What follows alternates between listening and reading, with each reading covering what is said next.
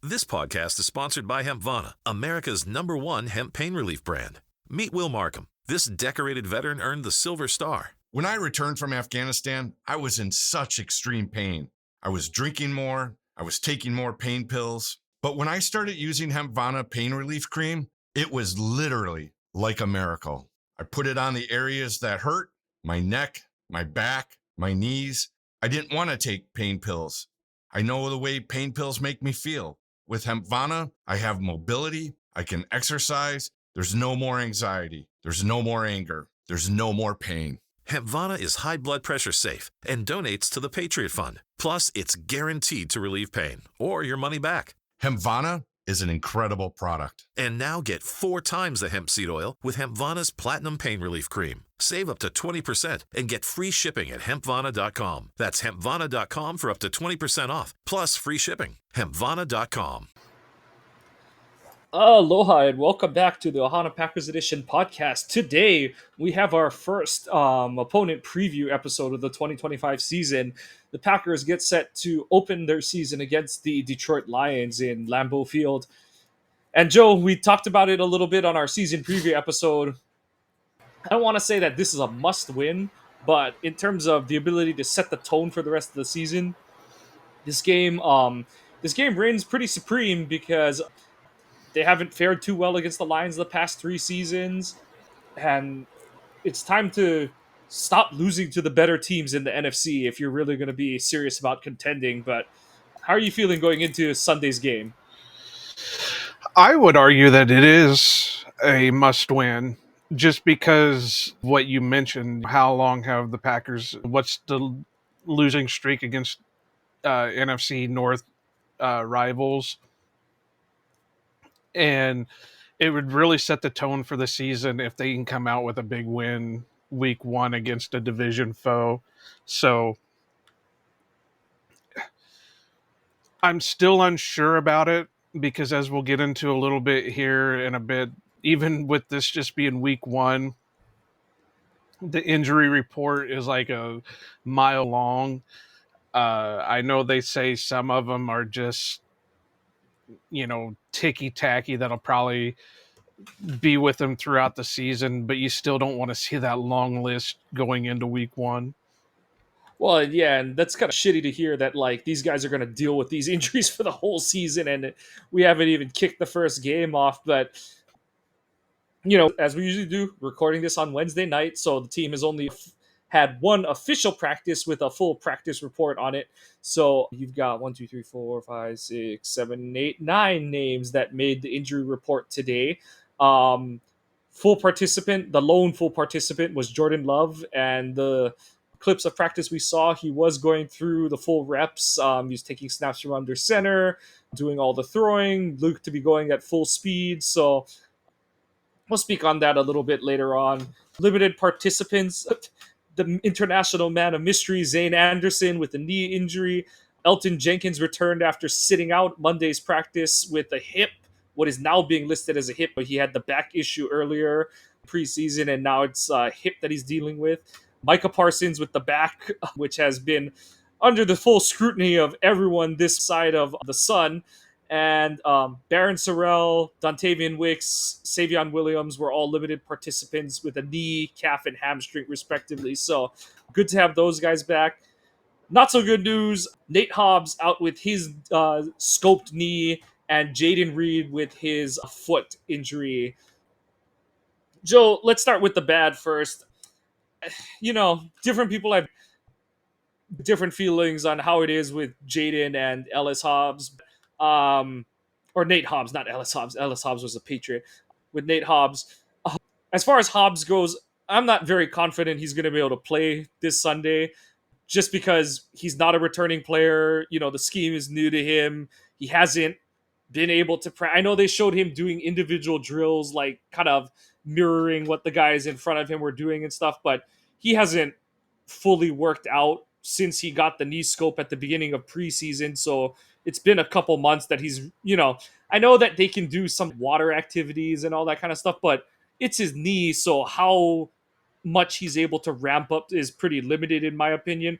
And with Jaden, I feel with Jaden, it's such a black hole of mystery. I know that he kind of intimated that it was a planned day off for him and stuff, but um on one hand, I have my doubts that it's as bad as they say it is, because I just can't see a team that's as conservative the Packers have been with injuries, letting him play with this kind of Jones fracture in his foot.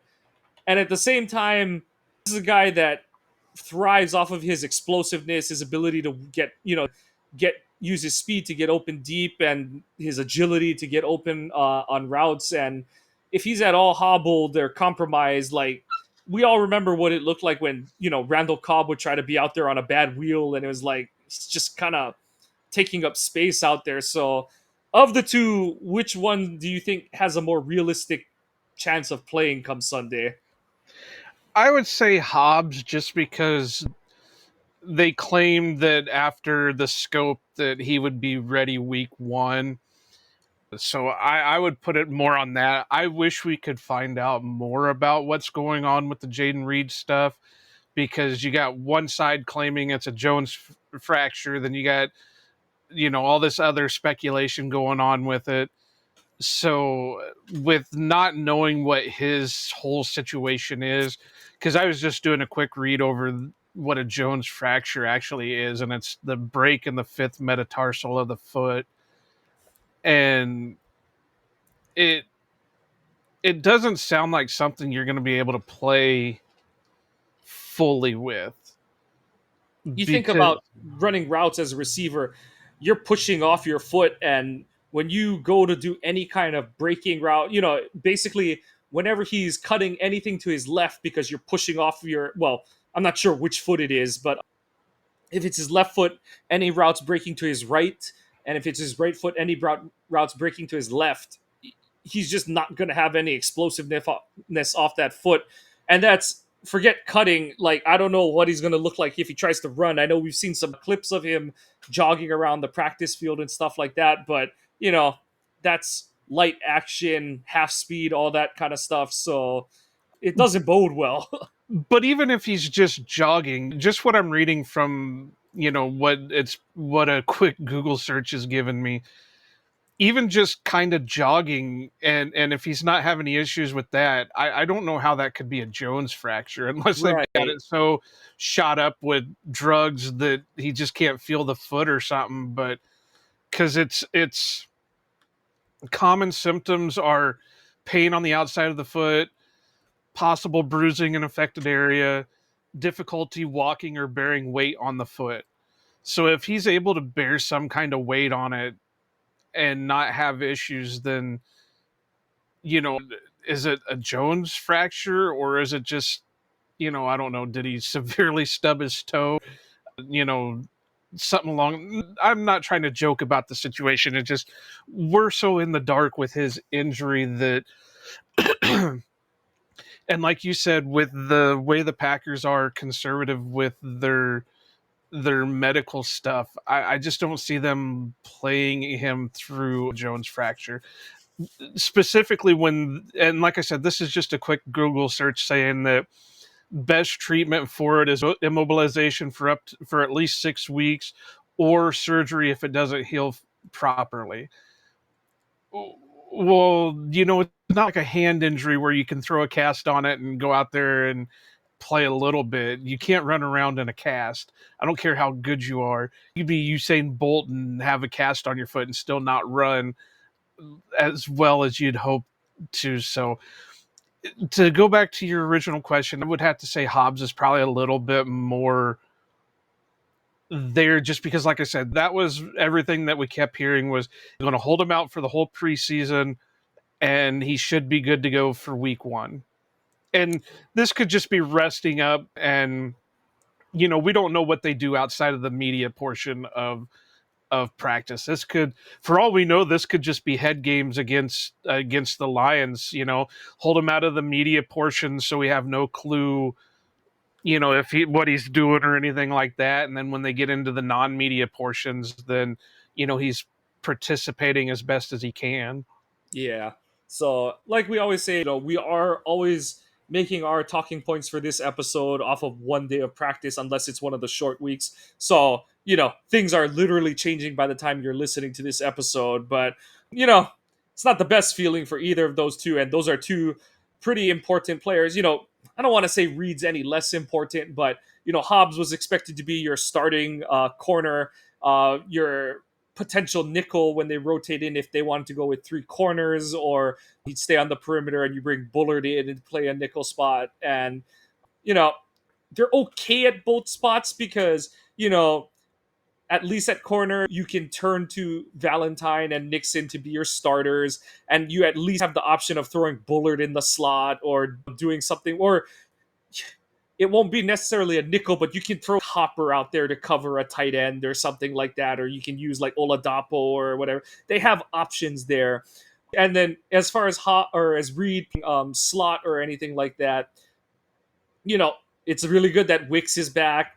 Dobbs is not on the injury report, and then obviously Golden's not in the injury report. Plus Musgrave, Kraft. This could be a game where they go a little bigger in terms of personnel groupings. You see more 12 with two tight ends out there. Try to reintegrate Musgrave into the flow of the offense, or more 21 so you can get Brooks and Jacobs or Brooks and Wilson out there. So they're good if these are the only injuries they're dealing with. It gets a little dicier if they suffer another injury. So keep your ear to the ground on that one. As far as the limited participants, Sorrell might get some action if he's healthy enough to go. Savion, I kind of wonder if he's just put on the shelf for another week just because he did miss so much of preseason and he's a rookie. And that's possible. I mean, it's a good sign for him that he actually returned. Yeah, it's just good that he's back on the practice field and that it is consecutive days for him because he was back on Monday. So regardless, it's good that he's made it through a couple days. And then with Love, or I guess we'll go to Jenkins. Some people are saying like, is this part of a potential like soft holdout? I don't think you would do that at this point of the season. I think that Jenkins' best way to prove that he deserves another deal is to play and play well. So I do think this is just a function of he is an old now, and he has, he's had a major injury with the ACL in 2021. He's dealt with some minor nagging issues the past couple years. So I think this is just, he's kind of on that Bulaga later career trajectory where it's like they're going to kind of give him lighter loads during the practice week and stuff. He is the elder statesman of the O-line room. It's good that Aaron Banks is not on the injury report at all after, he's been dealing with a back issue all preseason. So it's good to see him not listed here. And then, the big one that everyone wants to know about is Jordan Love. And the good thing there is that he was a full participant today. And, okay, so my whole thing with Jordan's injury, I don't think it's going to affect it. Some people were questioning if it's going to affect his ability to take under center snaps. It's his left thumb. So when you're right-handed, whichever handed quarterback you are, your throwing hand is the top hand, the hand that's against the center's butt. And that's the hand that the ball is hitting. If you are having problems with the fingers on your non-throwing hand, you're doing something wrong, or your center's arms are just so long that he's over snapping the ball, which is really hard to do, especially because they're trying to snap and get up to block as quick as they can. So I never was concerned that it would be an issue for him to get under center. I didn't see clips of how he was handing the ball off today. Last week, he was only doing handoffs with his right hand, no matter whether the running back was going right or left. So that is something to watch. Kind of looks like he's backhanding the ball in when if the back is going to the offense is right. Normally, you would turn around and hand the ball off with your left hand because your quarterback back is to the line of scrimmage. So whichever way the back is going, it's the opposite hand. But so last week, and he runs to the right, he was still kind of backhanding it with his right hand. We'll see how he goes into the game on Sunday. But the main thing is that he's been practicing it either way. So if it's any kind of issue, he's got the ability to go with, throwing hand only. So good to see them working on that side of it. On the Lions side of things, it's a bunch of guys that I would be surprised if many Packers fans knew the names of, other than Isaac Tesla, who is a limited participant dealing with an illness. Otherwise, it's a bunch of backups who weren't likely to be starting or playing many snaps. So the Lions are coming in with a slightly better bill of health than the Packers, and that sets the table from an injury standpoint for us. I have a feeling most of these guys are going to go just because this is like holdover from preseason with a lot of the injuries. Elton's is a little bit weird because didn't his start out as like a back injury? Yeah, like week one of the preseason, and people were speculating like, oh, is he holding out? And no, he's just doing some he was rehabbing his back and stuff. So And Jordan, like we talked about in the preseason, there's no doubts that he's going to play because it's his non-throwing hand. He'll probably have a glove on it for a couple weeks, but I don't see any issues unless it gets unless he hits it off a helmet again. Because not that surgeries are ever minor. You know, when you're cutting into the body, it always does weird things, but it was a super minor ligament damage. It wasn't like it was a broken bone. It wasn't like he had to have pins put in it and immobilized and all that stuff. So, you know, his I'm not so worried about. Sorrell, I could see it like you were just mentioning with Williams, Savion, that, you know, maybe they just hold him out for, especially now that Micah Parsons is in there in the mix. I could see them just holding those guys out. The other one that's kind of a worrisome in a way is Wicks, just because he missed all of preseason. He's still limited going into the first week of the season. You know, can't afford to not be out there because, like I said before, I don't see him as a lock on this team. I could see him having another one or two games where it's just constant drop after drop after drop, and they do something with him, whether it's a trade for a lower pick or just a flat out cut. But he's the one that out of all of them that I have the most concern about, just because we know what he can be, and we also know what one of his issues is. And if he's not practicing and he's not playing, then he can't work on those issues. yeah, and I agree. They see the talent and they want to give it every chance that it works out. But like you said, Golden's drafting, the Parsons signing, those are all things that shorten his window for having chances as the Packers championship window opens up. They don't have time to be, for all intents and purposes, babying guys. Action needs to happen, kind of thing. So, we'll see. But looks like the Packers are, it's like you said, it's a long list, but they are, despite it, relatively healthy going into this game. The big notes for this matchup, the Packers obviously have made the addition of Micah Parsons changes from where this team was a month ago. The Lions are in for some wholesale changes where they have replaced both coordinators. They've lost two of their starting O linemen. And, on defense, the question is, what's their pass rush look like with Aiden Hutchinson on a surgically repaired leg and question mark? So what is your key matchup that you're looking at heading into this game, Joe? I think it's going to be the run defense. So if you want to just make it the Packers defensive line versus the Lions offensive line, just because you did lose Kenny Clark, however you want to look at it, whether it's a big loss, minor loss, whatever. But you did lose Kenny Clark, and now you have a bunch of guys that you're not sure of when it comes to stopping the run.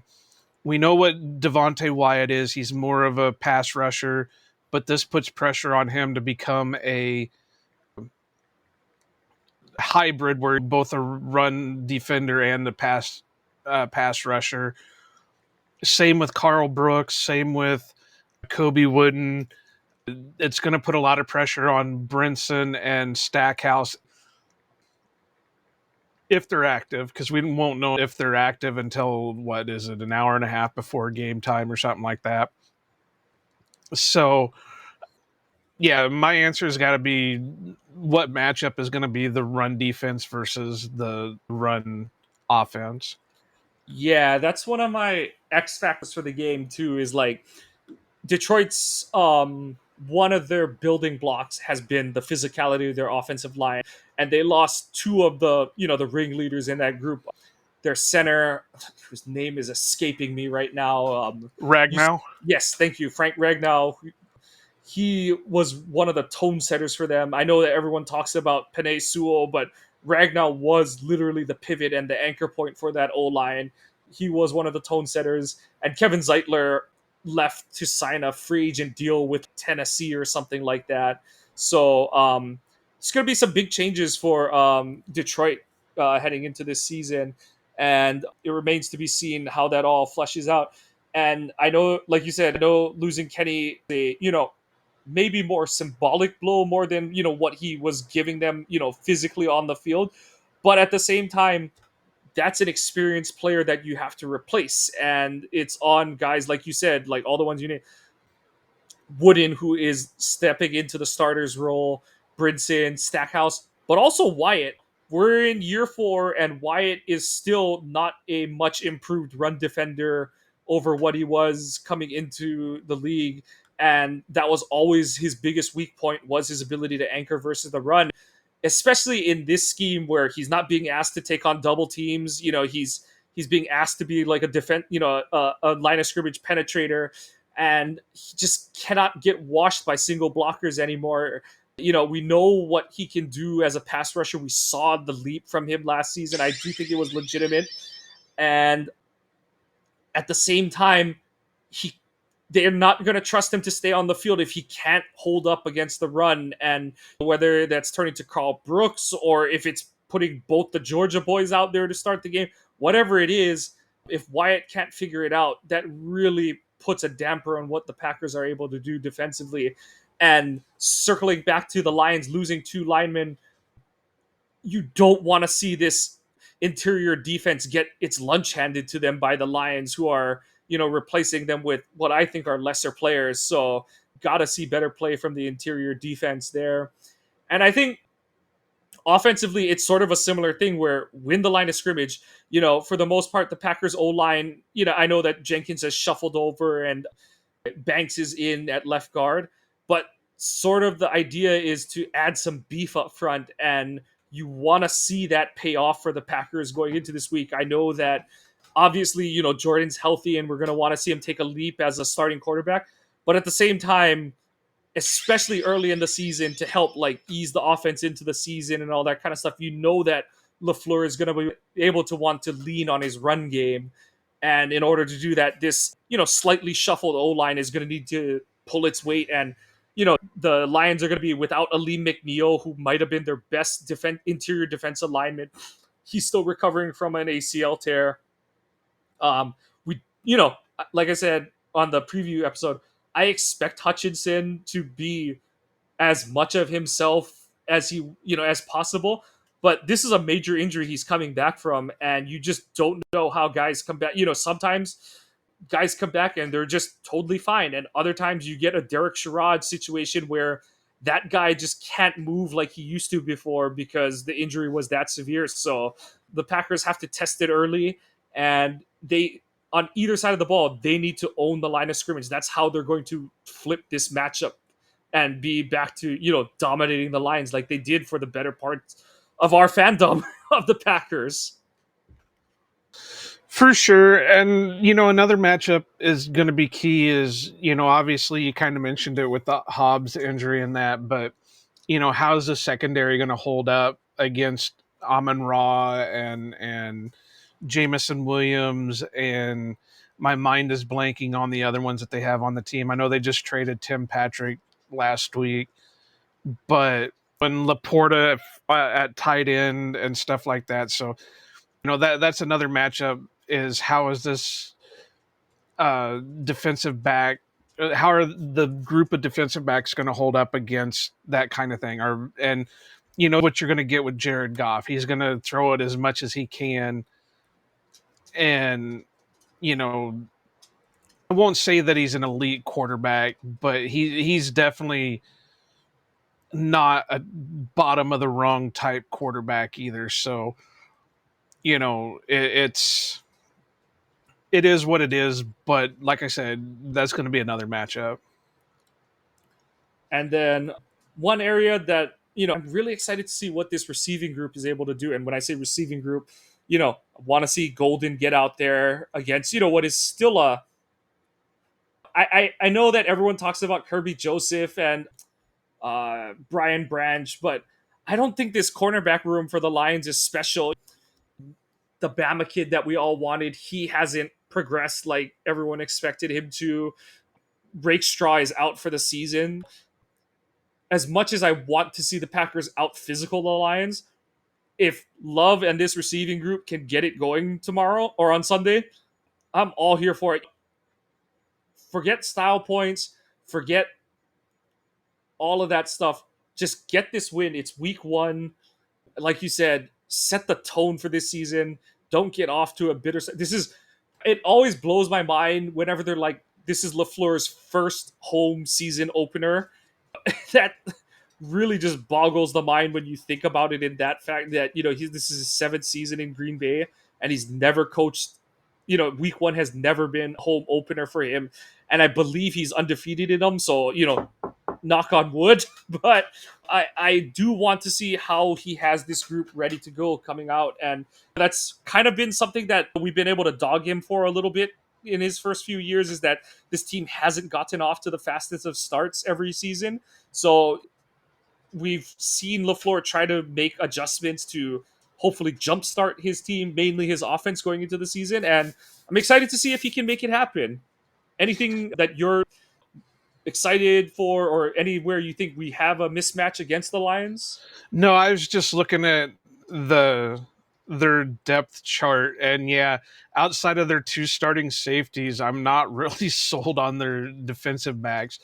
Terrion Arnold is one starter, DJ Reed is the other, Amik Robertson is their nickel, and then behind that you got Khalil Dorsey, Rocky Sin, and Avonte Maddox. So I know Rocky Sin was, what was he? He was a Cup second of tea rounder with the Packers. Yeah, with the Colts, I think.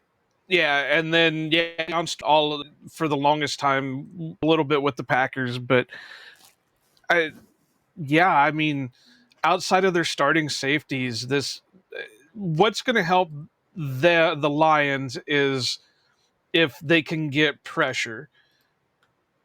But like you said, with the Packers going with the beefy boys up front, are they going to be able to hold up against that?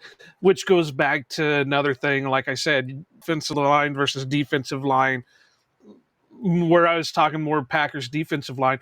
The same thing can be said about the Packers offensive line against the Lions defensive line. So it's definitely not a matchup you want to see in week 1. This is more of a matchup you want to see week 5, week 6, or something like that. Teams settled. It's not like college football where you can pick a directional state university. Yeah, and play unless you're Iowa going against the University of Albany and being down 7-3. Yeah, early on, but so it is what it is. It's kind of the luck of the draw when it comes to the schedule. It also makes you wonder if there's been a lot of things the last couple of weeks that makes me wonder if what they say about the NFL being scripted has some merit to it. Because think about it, there were rumors about Micah Parsons to Green Bay all through the offseason. And then all of a sudden it happens. And then the schedule. Well, why would you want the Lions against the Packers in week 1? Well, because you're going to show off your new toy in Micah Parsons against a division rival. I mean, that's storylines you want to have. And, you know, it's hard to do naturally. You can only do a lot of those storylines when they're concocted. But that's a whole nother discussion for a whole nother show. Yep. So, you know, I don't like to use the previous season's stats, especially because with the Lions case, 2 new coordinators, a bunch of coaches out the door, different personnel, guys are injured. You know, that's one of the funnier ones too. Is, you know, not only is Aiden Hutchinson coming back from injury, the starting end opposite him is, you know, an old friend of sorts for the Packers, Marcus Davenport. You know, he who once was, you know, the Packers allowed the trade up that got them as, you know, extra first round pick in 2018, and they subsequently got Jair with the Saints original pick. So, but Davenport's a guy who's played like 2 games in the last 2 seasons or something like that. So we haven't seen much of him in a couple seasons. Yeah, like I do expect the Lions to be, you know, well coached. They're going to play hard. They're going to be aggressive, you know, as much as losing Johnson hurts and losing Aaron Glenn's hurts, you know, in the like game planning regard. Dan Campbell is still going to have his team with that, you know, knee cap biting attitude and all that kind of stuff. But it'll be interesting to see from a X's and O's standpoint how differently they operate. And some of the stuff Packers had so many guys that everyone was like, oh my God, what's wrong with Rashawn Gary? What's wrong with Quay Walker? Guys adjust to new schemes at different rates. And it'll be interesting to see if the Lions have any issues with that.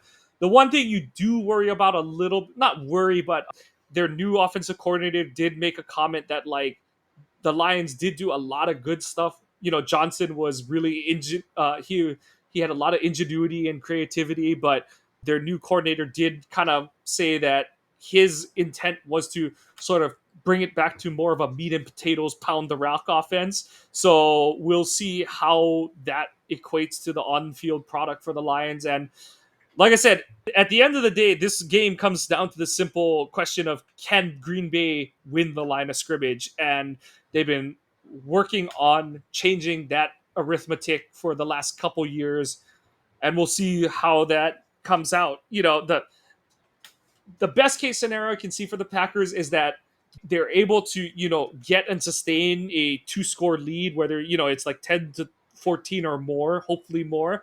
So that way you're able to like sprinkle in some Micah Parsons. You don't have to overuse him. You can use him on just some strict passing down situations. And then, you know, in the fourth quarter, when you're up like 10 and Detroit's trying to put together, you know, a last ditch, like panic drive to get the game within 1 score, you're like, okay, Micah, go get your conditioning in, go chase after Jared Goff kind of thing. I think that would be the best case scenario for the Packers. You don't want one of those like knockdown, slobber knocker, back and forth kind of games where it's like he's got to come in for what you think is a passing down, but may have to play some run and all that kind of stuff. So, you know, hoping that for once the Packers will be the team taking, you know, getting the jump on their opponent. You know, got any? Oh, go for it. Well, I was just sitting here looking at the coaching staff for the Lions, and I mean, there's some really, I mean, names that we would have saw when we were younger. Mark Brunell is their quarterback's coach. Tashard Choice was a running back for the longest time in the NFL. Bruce Gradkowski is an offensive assistant. He was a quarterback for the Steelers for a while. David Shaw was a head coach of Stanford for years. Marquez Tuisosopo played for the Raiders for a bit, I believe. Kelvin Shepard was a linebacker in the league. And then Fraley. Yeah. Then your kids could get free or low-cost health coverage from Medicaid or CHIP. Even if you've applied before, they may be eligible now. Kids up to age 19 are covered for checkups, vaccines, dentist visits, hospital care, and more. And if they already have Medicaid or CHIP, remember to renew every year. Visit insurekidsnow.gov or call 877-KIDS-NOW. Paid for by the U.S. Department of Health and Human Services. The one that I find amazing. And most people might not know this name, but I do just from my time being up there and because my good friend knew these guys by name. But one of the assistant strength and conditioning coaches for Lions is Thaddeus Jackson, and he was strength and conditioning for the Green Bay Packers for years. So it's just amazing the staff that they have over there. The sitcom fan in me just laughs that they have a Costanza on staff. no, no judge. I have no idea. Jill, she may be one of the best coaches ever, but it is just hilarious that an NFL team would have a Costanza. Yeah, but it's just crazy seeing all that. But really, yeah, I do have some over-unders that we'll go through, and I'll try to keep better track All of right. it. Yeah, I was going to say, hold on. Let me open up the Google Drive, and we will try to do a much better job of keeping track of these than we ever have in the past. So hold that thought for just 1 second, my friend. I have 4 of them, so just so you have space over there for it. All righty. All right, my first is going to be an obvious one. I did listen to Lombardi's Bar earlier, and I'm going to set it off of what Dan set his. Although I should set it a little bit higher because I think this is really limited. But Micah Parsons over under 20.5 snaps. All right. Micah Parsons, 20.5 snaps. I'm going over, barely. See, that's what I was thinking too. I'm thinking that he's going to get about 25, depending on how the game's going. If they get down early, I can see him playing more, just to see if he can wreck the game and get turnovers. But I was thinking of it the other way, because if we're up, Detroit has to pass, and then therefore, like, don't worry about him having to take on the run as much, kind of thing. But I do see the bonus of where you're coming from too, where it's like, just throw the monkey wrench out there for Detroit and see what you get, kind of thing. Yeah, like, and so there, you figure there's 60 to 70 snaps per team for a whole game, so that's like 15 a quarter. So 25 snaps is he's like playing like 1 2/3 quarters worth of snaps, kind of thing, which when you like string it out to a whole game, or even if you just look at it, the average team gets like 9 offensive possessions. So if he plays like, and every drive is not a 3 and out. But even if every drive were a 3 and out, that would be 9 snaps if you only played like situational pass rusher. So you've got 1 third down for every drive. Some drive is going to be an 8-play drive, 10-play drive, kind of thing. So you do the math out, and it's like, oh, you do get to like 20 snaps pretty quick, actually. Yeah, and my thoughts more of it is, and I get where you're coming from, that Detroit would have to pass more if they're down a little bit. But I also see them having to run a lot of hurry up. And I don't know if the Packers want to have Micah out there during some of the hurry up. But if they get down early, then they're going to, like you said, throw the monkey wrench out there and just, they're going to hope for the turnovers that the disruption that he's going to cause more than anything. So I get where Dan was coming from, because he kind of did the math like you did, where 20 snaps is about average. But I just think he'll hit that 25 mark, just because it's week 1 at Green Bay. He's going to get a huge ovation when he gets introduced. He's going to want to show the Packers fans what he's going to bring. And so my next one is also on the defensive side of the ball. I'm going over under half a sack for Rashawn Gary. I'm going under, only because Rashawn's like, but Parsons isn't going to play the whole game, and because he won't Rashawn is going to be the guy that Detroit keys on. And I think if anyone's going to get a sack, it's going to be like one of Quay or Cooper getting in there on a blitz.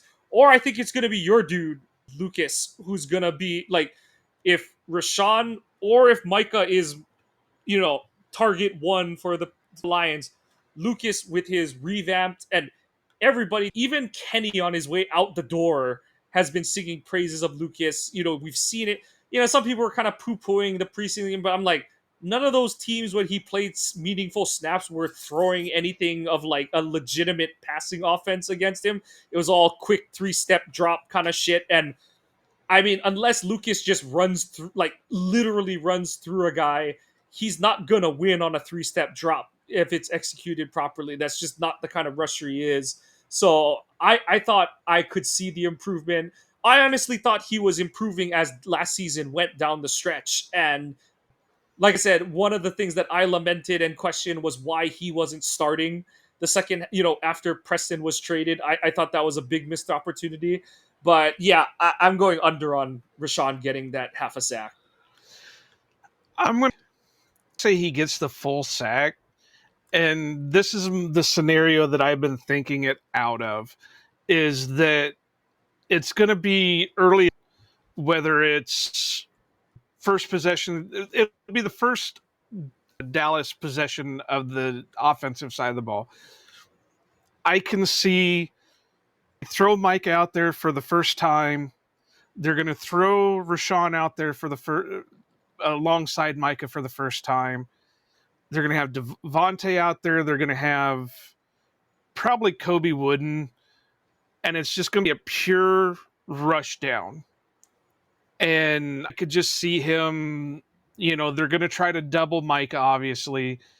And I can just see him getting, hopefully with Covington in there, he's taught him how to not worry about the speed and go more with a bull rush style plan.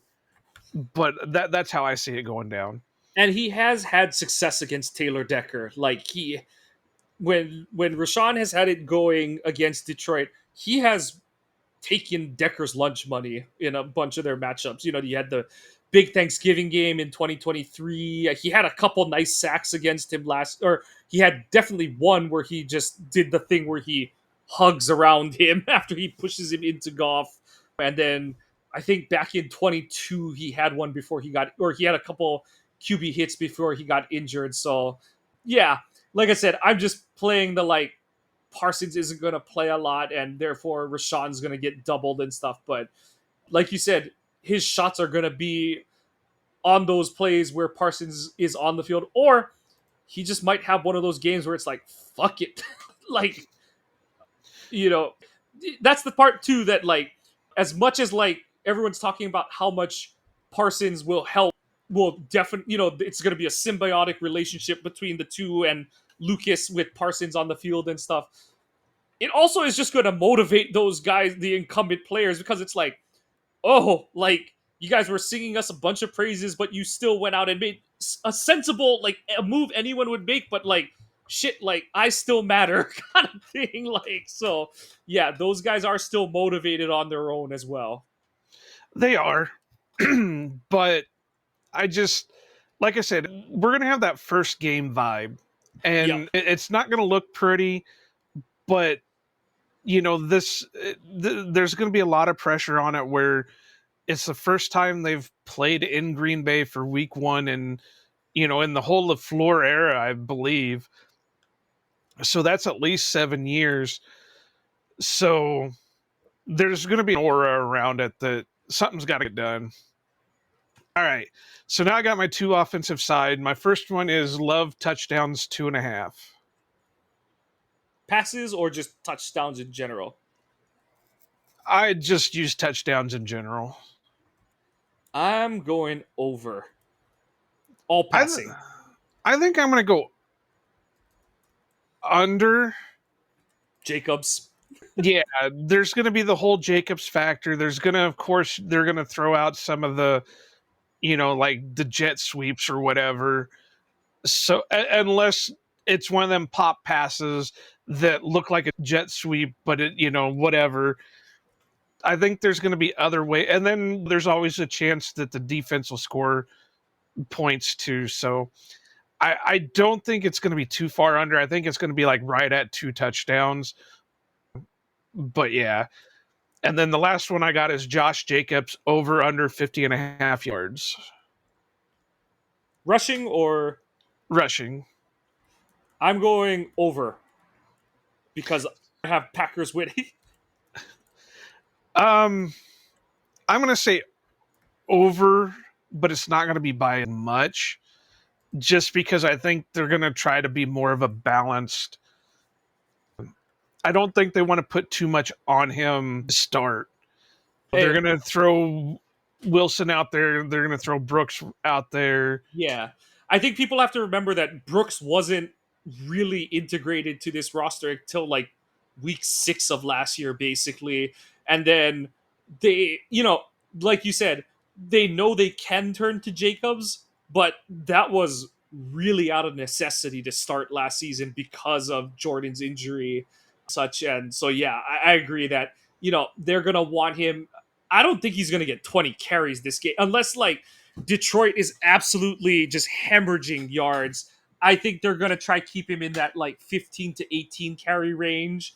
And, like I said, if the game goes where Green Bay just takes a 3 touchdown lead at some point, then they're just going to lean on Detroit's defense kind of thing. But I'd agree that this is one of those, like, the old, like the 2004 where it was like, get Amon like 18 carries, get Najee like a dozen thing, and you get your 30 rushing attempts that way kind of thing. So yeah, I agree. Like I have him in like the 75-yard range, but that's because he's gonna bust like a 15-yard run at some point kind of thing.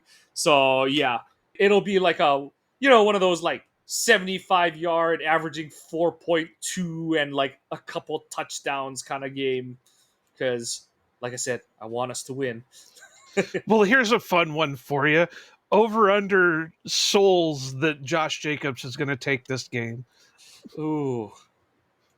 I've got under just because we'll just put it at a half a soul. Just because I don't think Detroit is that team that gets its soul taken, at least so far. I don't know. I have this feeling that Josh is going to reap Brian Branch. There's this gut feeling that, because that's the one that they always seem. Well, I mean, Kirby Joseph is always the playmaker, but Branch is always the hothead when it seems to go against the Packers. So I could just see him trying to come in on something, and Jacobs just plants him. I can see it too. All right, we've been at this with we've been at this for like 50 minutes now. Any final thoughts you got for it, or you want to just put the final touches on this one? And I really don't have anything. I mean, obviously, it's going to be nice having football played, meaningful football. I got to get a hold of Brian because I think at one time he talked about wanting to do a post-game show. So maybe look forward to that, probably a half hour, 45 minutes after the end of the game. But other than that, I can't think of anything else. Sounds good. Oh, yeah, I do have something else. I was watching a clip about, it was from ESPN, and they were, I don't know what show it was on, but they called the guy Mad Dog. And I don't know. Chris Russo. And he said there are 10 quarterbacks in the NFL that he would take over Jordan Love. Now, he got to number... This guy, yeah? Yeah, something like that. Yeah. And he got to 8 before everybody kind of like interrupted him and said, "You're stupid." And I kind of agree with everybody else. I mean, I'm not saying Jordan Love is a top 5 quarterback. He just hasn't shown completely everything. The consistency. There. Yeah. Right. Yeah. But a couple of names he put on there over Jordan Love. He put Justin Herbert over Jordan Love. He put Matthew Stafford over Jordan Love, who can't even walk onto the field right now. And he put Jared Goff over Jordan Love. Now, Stafford, I will give you that. He's got a Super Bowl ring. He's got a long history of successful stats and stuff like that. He played for the Lions. He was never going to have success with the Lions. But like you said, he's having injuries right now. He's up there in age. I don't know if I'd take him at the moment. But I give you that one. I give you that one. But Jared Goff and Justin Herbert, I didn't watch to see if he justified it, but Jared Goff and Justin Herbert, what success has Justin Herbert had in the league? What success has Jared Goff had? He went to the Super Bowl with the Rams, but they didn't win it. Partly because of him. They all have the same. Well, no, I take that back. Do they have the same record in the playoffs? Or does Jordan Love have one up over them in the playoffs? So no, Herbert is 0-2. Love is, and then Goff, it's fuck, because Goff went to the Super Bowl and lost. So that season he was like 2-1, and then I think he's been like 0 because. Well, let's put it this way: since he's been with Detroit, they haven't won a playoff game, have they? No, they have, because they made the NFC Championship game in 2023. Okay, so he's got one. Jordan's got one. Yeah. Yeah, because they blew it last year. And then year before, they lost to Dallas one year. Then, shit. Yeah, something like that. Yeah. But I mean, just to sit there and I was dumbfounded. I don't like to agree with the guy because I'm not a real big fan of ESPN stuff, but even Stephen A. Smith was saying the same crap. Like, you're going to take these guys over Jordan Love? And, like, I will put Herbert in kind of the same position as Love, where, like, you got to see it in the postseason. And Love does have one win, whereas Herbert doesn't. But, like, at least with Herbert, Jordan and him are kind of in that conversation where it's like, you've seen them play like a true top 2 or 3 quarterback in the league. Like, you've seen them get hot, and like it is legitimately their play that has them playing really well, kind of thing. With Goff, it's always been, well, it's Sean McVay's system. Well, it's Ben Johnson like setting everything up for him, kind of thing and stuff. Like, that's the part where kind of like, yeah, it's cool that like you have a guy who can hit the throws when they're set up for him, but it's like, I don't want to say that like Love is like some otherworldly thing or anything, but we've seen him play quote unquote unconsciously. And, that was the stretch run to get him in the playoffs in 2023. And on one leg last year, he still had flashes where you're like, yeah, that's the guy that they gave the extension to and stuff like that. So I agree. Like, he's not there yet where he's like a stone cold lock to be a top 5 quarterback in the league. And like, there legitimately are 5 guys. Like, it's pretty easy. You've got Mahomes, Josh Allen, Lamar Jackson, Joe Burrow, and then like you can, whether you want to say Jalen Hurts is, but whatever. But like, that's 4 already. And so you only got like one spot for him to get into the top 5. At his best, he definitely deserves to be in that conversation. We're going to find out this year how much it was, as you and I believe, the injury really hampered him last season, or if it's like he's just going to be an inconsistent guy that, depending on which way you roll the dice, you're going to get an average guy or you're going to get a top 5 contending quarterback. So I think he's much closer to the latter, but that's why they play the games. We're going to find out what Jordan's made of this year. And he's got a lot less experience starting as the other guys do. Yep. So, whatever. That really threw me off because it's like, even as a homer understands he's not a top 5 or a top 3 quarterback. And there could possibly be 10 guys over Jordan right now. But Jared Goff and friggin' Justin Herbert? Robert Mays put it the best. One of the best that I've heard from an outsider's perspective. he's a Bears fan, and the way he said it is like, he's like right now he would say he's like the 7th or 8th best quarterback in the NFL, but he's like where he wants to see better, and he does really like Jordan. He said what he thinks would take Jordan higher is if he just played the 7th best quarterback every week. He has moments where he has multiple game stretches where he's top 3, top 5. He's in that. But then he has some moments where you're just like, oh, Jordan, like the interception he threw in Chicago where that thing was just airmailed by 3 feet kind of thing. Or, the 2 pick sixes he threw where he's just trying to make something happen as he's getting sacked, and, against the Rams and the Lions and Lambeau, where like, you just can't make that play, but I understand what you're trying to do. And it's like, it's that whole like, he's metronoming out to the 8th best quarterback, but if he can bring this bottom part up, it's like, then you're like 7th, 6th, 5th. And that's the thing too, is like, people are like, oh my God, he's not top 5. But I'm like, the names that I listed, like those are pretty much MVP candidate locks kind of thing. And like, I believe Love will get there, but he's not quite there yet because of, like you said, inconsistency, injury last year. This is only his 3rd year as a starter. Those guys have all been starting since like Lamar, 2018. He's been a starter basically. Burrow's been starting. I know he blew his knee out, but he's been starting since he was a rookie. What's it called? Josh Allen's been starting since he was a rookie in 2018. And yeah, so like, and Mahomes has been starting since 2018. So yeah, those guys all have 5 more years ish of starting on him. So of course they should be more seasoned than him. They literally are more seasoned than him.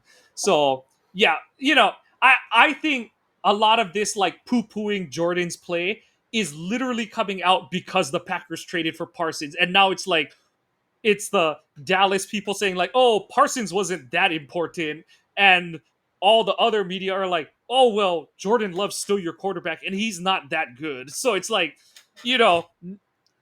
and hey, from a Green Bay point of view, no one's handing you the Lombardi yet.